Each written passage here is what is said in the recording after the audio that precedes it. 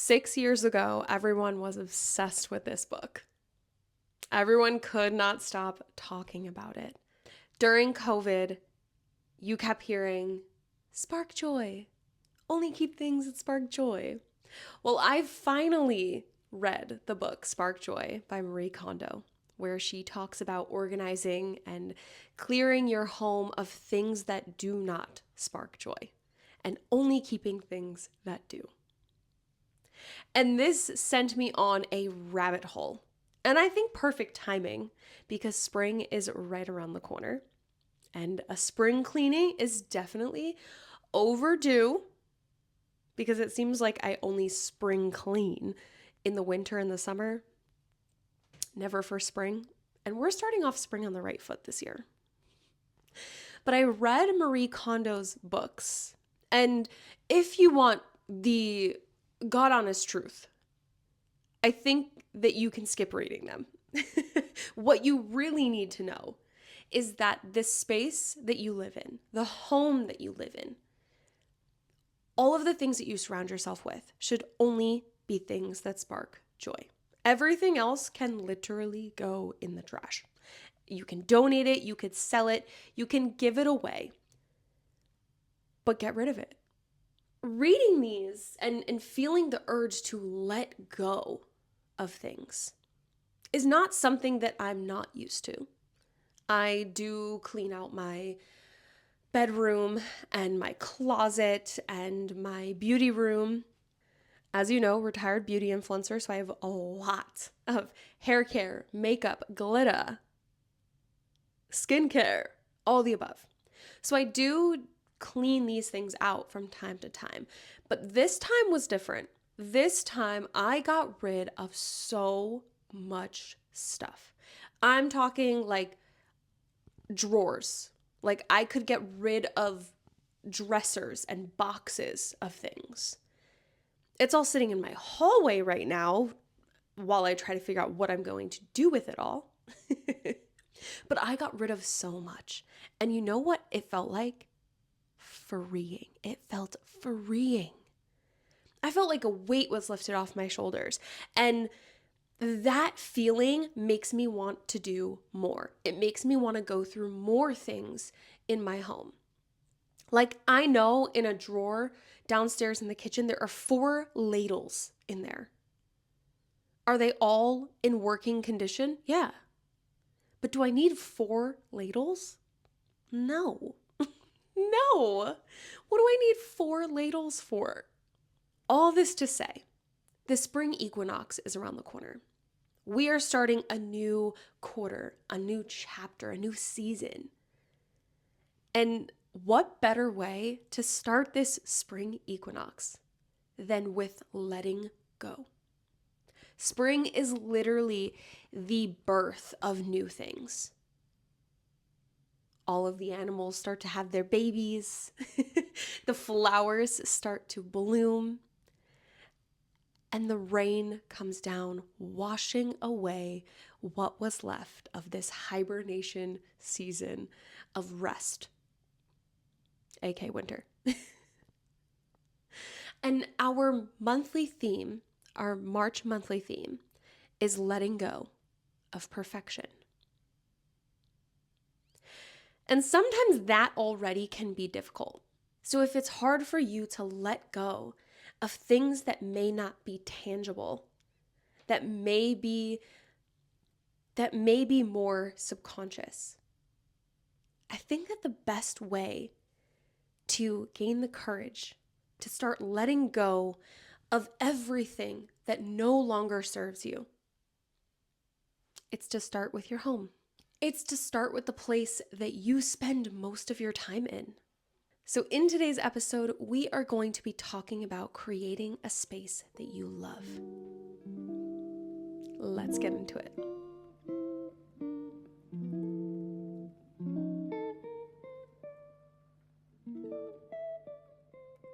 Hello, welcome back to the Self-Love Archives podcast. I am your host, Julia Salvia, also known as your self-love bestie.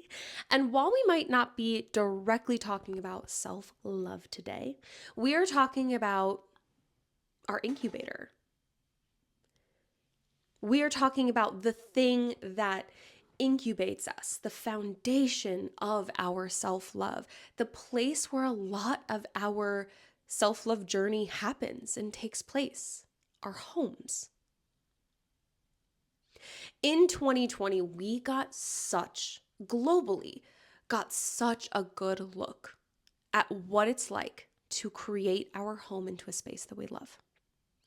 And since then, we have slowly gone back to a new, not the same, but a new and a different reality. We spent so much time in our homes during COVID season that I think we started to realize that we wanted to create our homes into spaces that we love. But it's been about 4 to 6 years since we've spent a ton of time in our homes.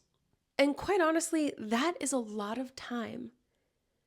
That's time where we have shifted our goals, changed our identities, updated the things that we love. I think 7 years is actually when our taste buds renew.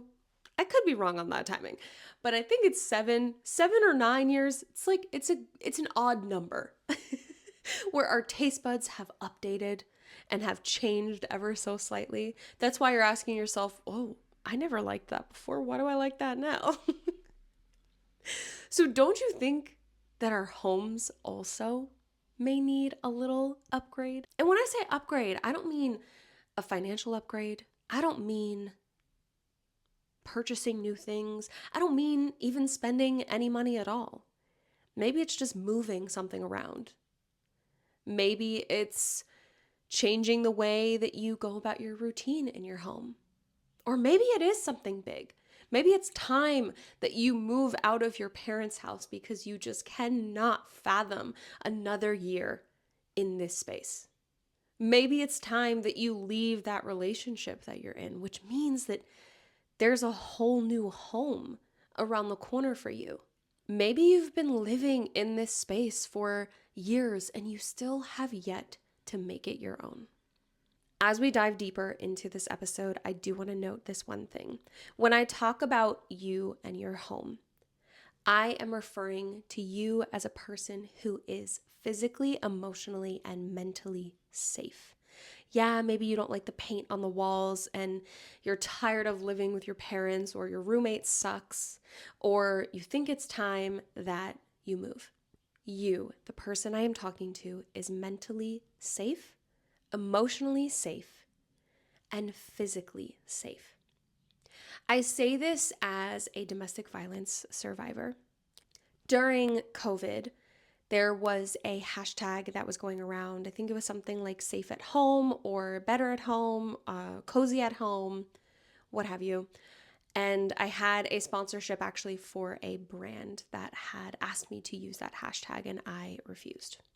Because while everyone was maybe okay with being at home, I remembered a time where I was not safe to be locked in my home.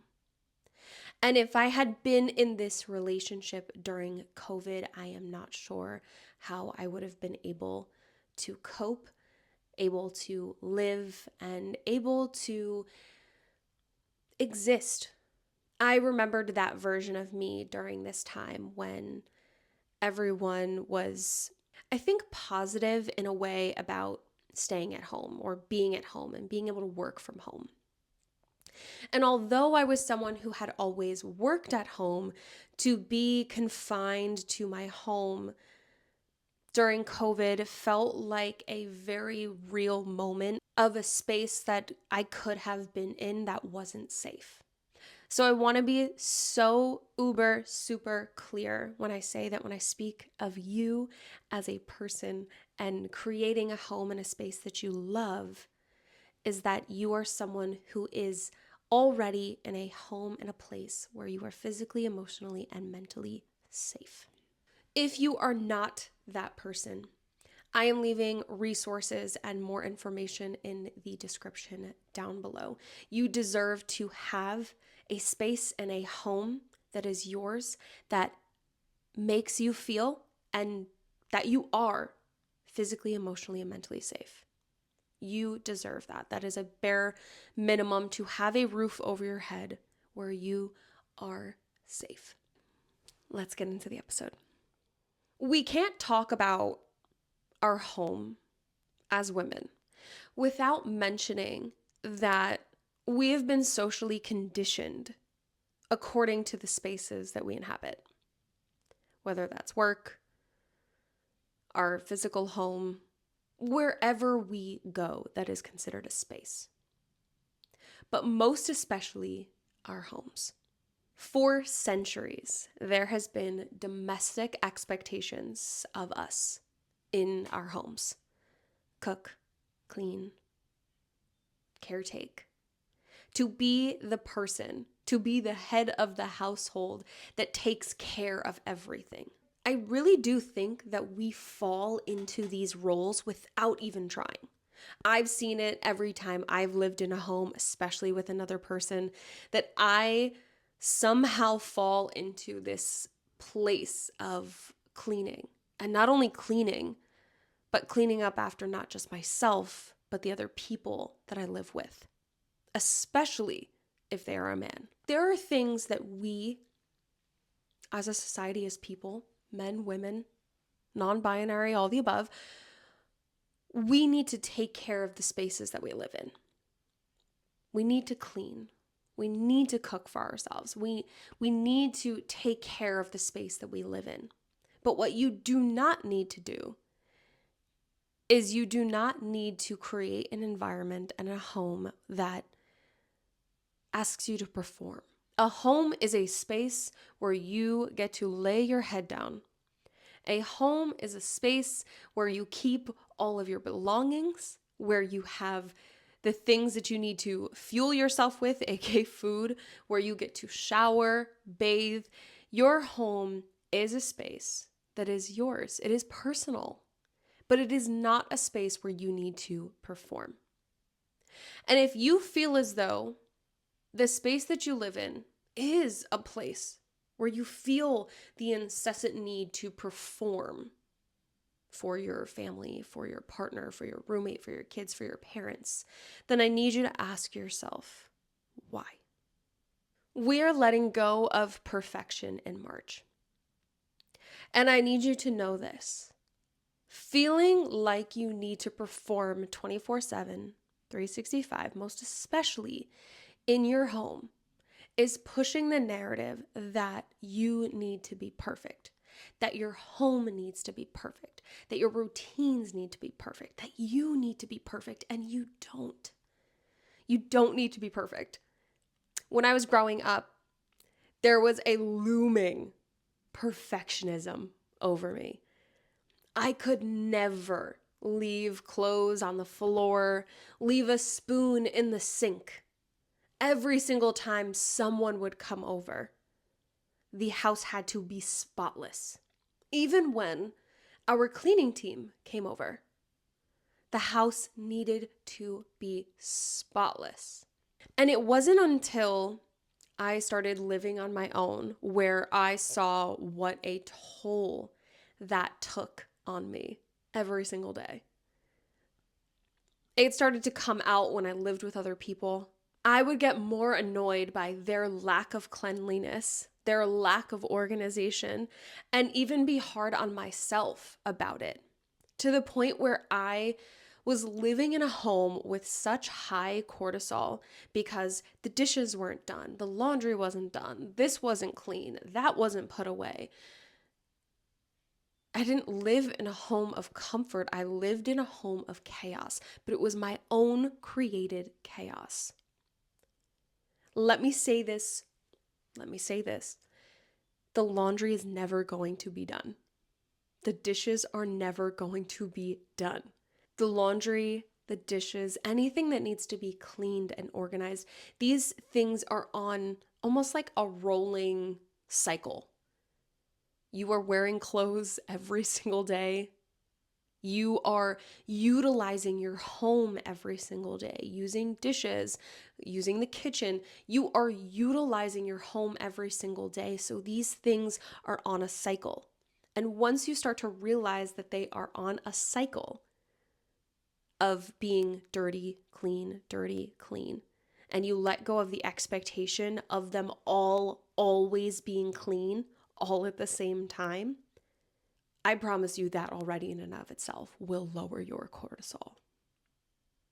When I walk into somebody's home, I do not expect their home to be spotless. I don't expect their home to be clean to a T. Your home is meant to be lived in. So if there is one thing out of place, let it be out of place.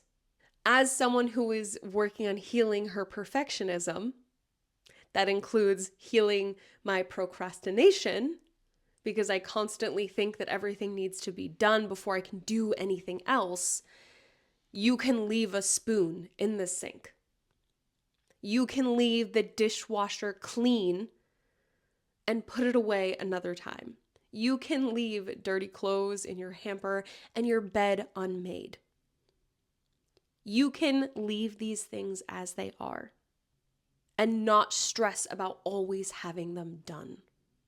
And I say this for the people who it feels as though it's a burden every single morning to make your bed, or it feels like a burden to be overwhelmed with laundry and feel as though you need to do laundry every single day. I say this for the person who just cannot leave a dirty dish in the sink. There is no such thing as a perfect home or a perfect routine or a perfectly clean home.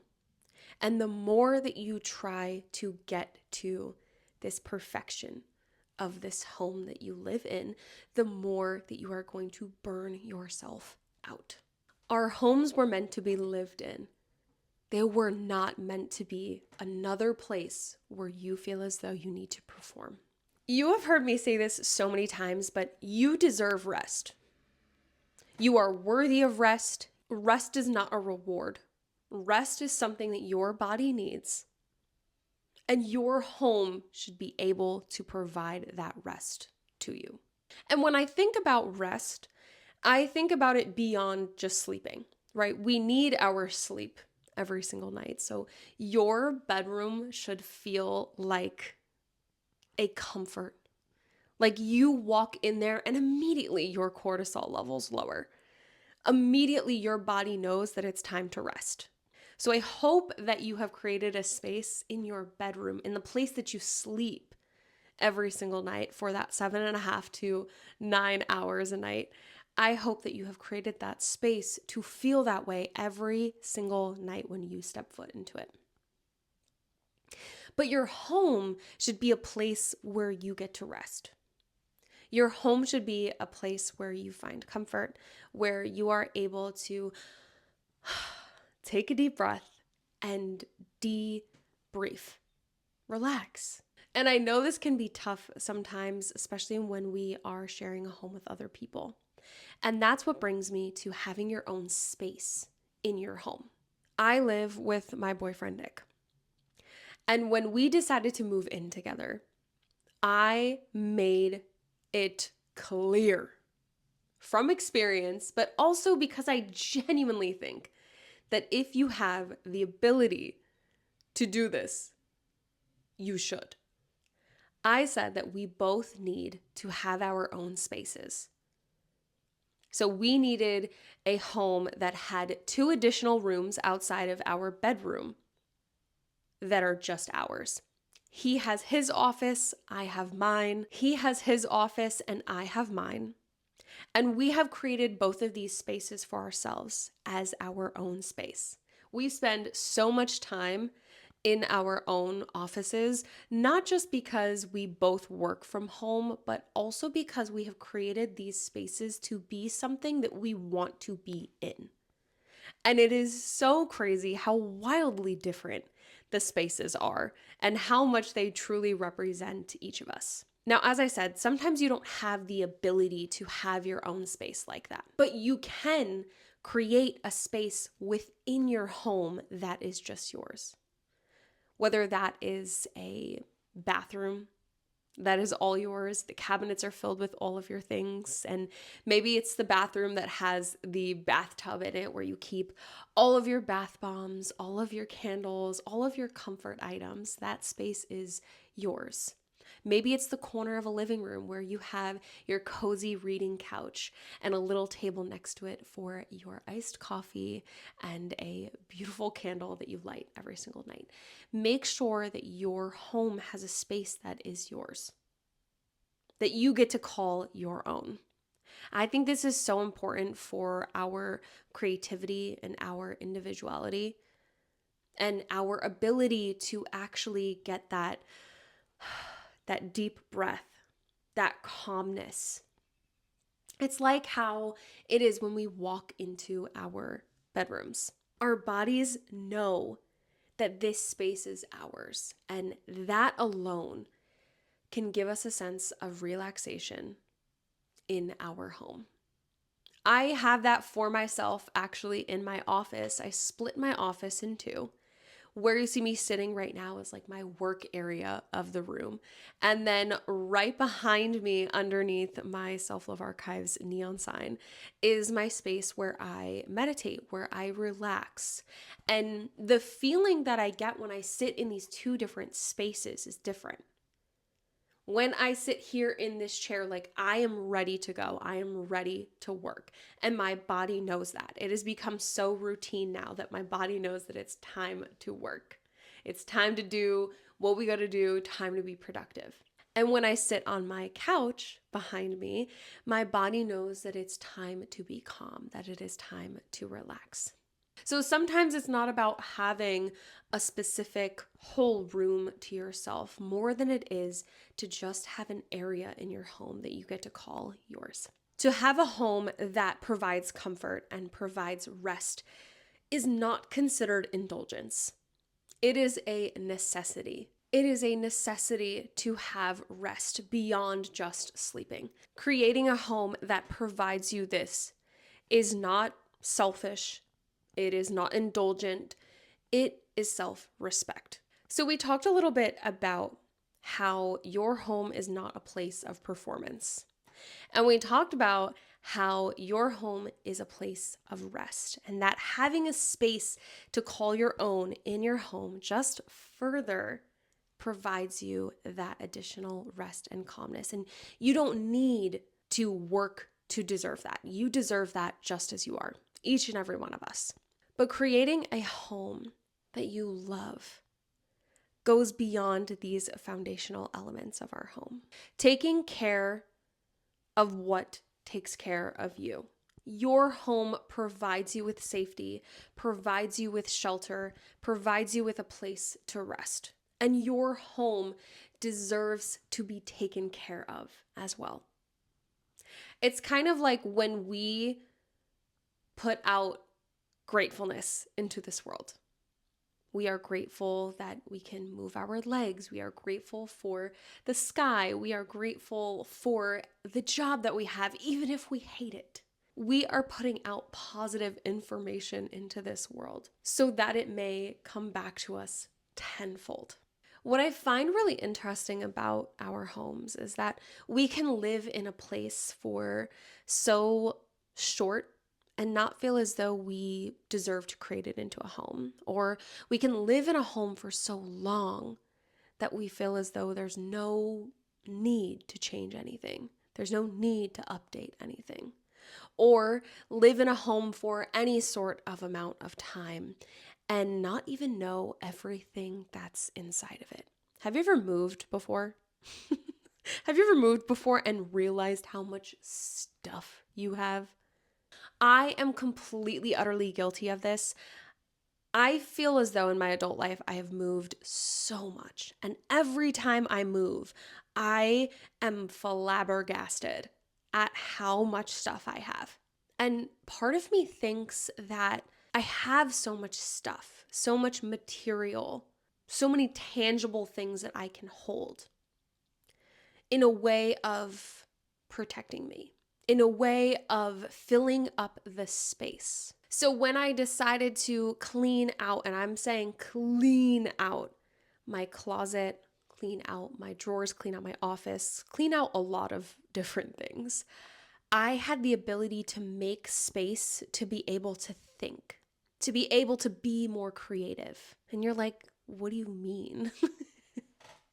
I mean that I think that there is some sort of energy that when you make space, whether that is physically or mentally, emotionally making space, but in this case, materially making space in your home, you allow for room for other things, for bigger things.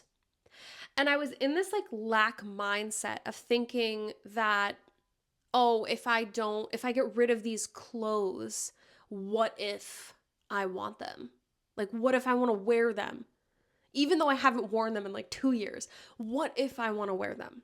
Or I'm not getting rid of a lipstick that I never used because I'm like, oh, what if I use it? I've never used it. Or I'm not getting rid of this notebook, even though I just have never wanted to write in it. Or I'm not getting rid of something. I'm holding on to something because it was expensive, but I'm not using it. I'm not utilizing it. I think that all of these reasons are ways that we are filling a void. I think all of these reasons are a lack mindset. Because what do you mean?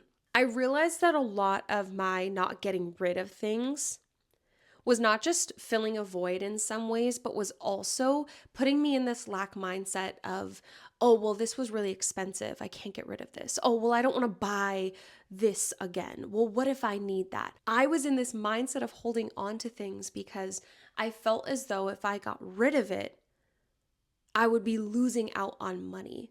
When in actuality, what I was saying is that I may not be able to afford another one. So as I got rid of so many things, if there was a part of me that wanted to keep it, I would say to myself, well, if I want something like this again, I will have the means and the capability to just buy another. Money is energy, just like our things are energy.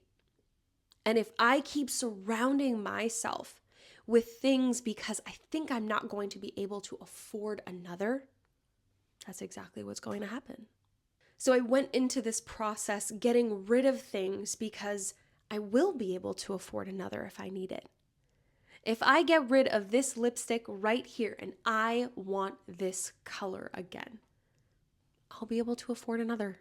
If I stocked up on 3 of my favorite lip liners, and it's just not my favorite lip liner right now, but it might be in the future, I can get rid of 1 or 2 of those lip liners. Because if I decide that that's my favorite lip liner again, I'm going to have the means and the capability and the ability to afford another.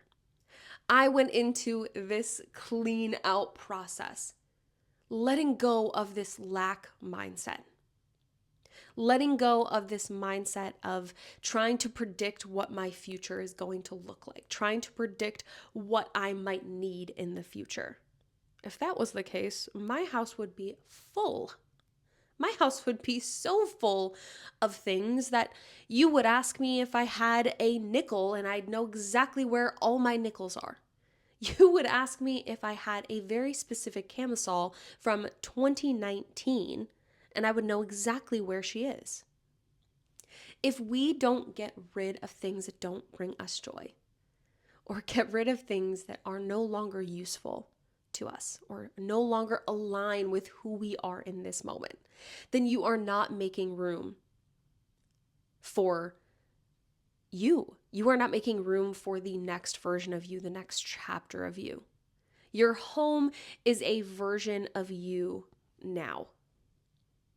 And you are allowed to change it, move around furniture, paint the wall you've always wanted to paint, put up the pictures, I'm being a hypocrite saying this, put up the pictures on the wall that you have been waiting to put up. Just because you rent does not mean you can't put curtains on your windows. Hypocrite again. Just because you have purchased this home does not mean that you can't go do things that you have been wanting to do to it. Just because you think you are going to move out of this home in a couple of months doesn't mean that you can't make it a home. There are so many things in your home that is within your control. if not everything that is within your control. I rent my townhouse, so there are definitely some things that are not within my control. There are things that probably wouldn't be a good idea for me to do anything to because I rent. But that doesn't mean that I can't do other things or move things around to make this feel more like me in this chapter of my life that I'm in right now. So I don't think you understand how freeing it is to make even just a small change in your home. Switching the cabinet that something belongs in, throwing out a ton of things that you don't need, donating clothes that don't fit you anymore and haven't fit you. But I want you to discern this. If it brings you joy, if it sparks genuine joy, don't get rid of it. Keep it. Even if it's a t-shirt you don't wear anymore, it has sentimental value. Every single time you look at it and you remember the last time you wore it, keep it. Keep that t-shirt. But the t-shirt that is thrown into the back of your closet that you don't wear anymore, that doesn't have any sentimental value, that is too oversized on you, has a hole in the bottom and a stain on the front that you just don't care about anymore, throw it out. Time to say bye. Toodaloo. Toodaloo to you. Before we close out this episode, I want to give you some things that I think make my home truly a home. I would say 5 or 6 days out of the week, you will walk into my home and hear jazz playing on the TV. It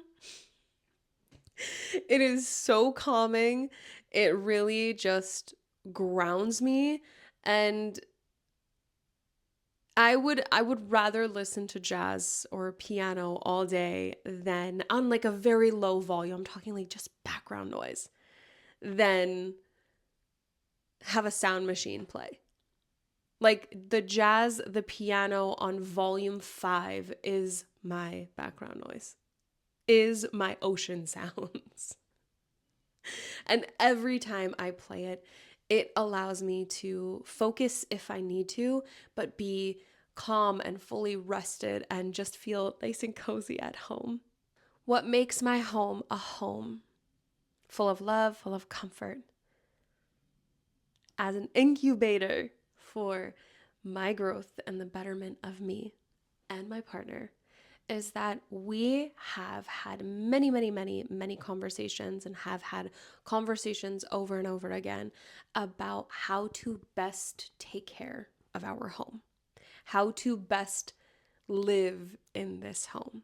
As I mentioned, we have our separate spaces and then we have our communal spaces. We have worked together to figure out what are the things that help us upkeep our home in the best way possible. We definitely bicker back and forth about certain things. The dining room is always a mess because I have events, and all of that is exactly where all the stuff goes for said events. And I definitely have a thing or two to say about all of his socks that are usually on top of the dresser. But we have come to terms with who is better at taking care of what and what that looks like in order to keep up with our home, to make sure that our home is clean in a sense of being livable, but not putting pressure on either of us to make sure that the home is perfectly spotless 24/7, because that is unrealistic. And if I am being honest and truthful with you, there is something that I want to do, even though I don't know if or when or how long we are going to still be in this home for. All I know is that the two things that I want to do to truly make this home a space that I love is, number one, continuing to let go of things that I no longer need. Things that do not spark me joy, things that are just filling a void, taking up space in my spaces, in my life, in my home, that just are no longer needed anymore. I am ready to let go of all of those things.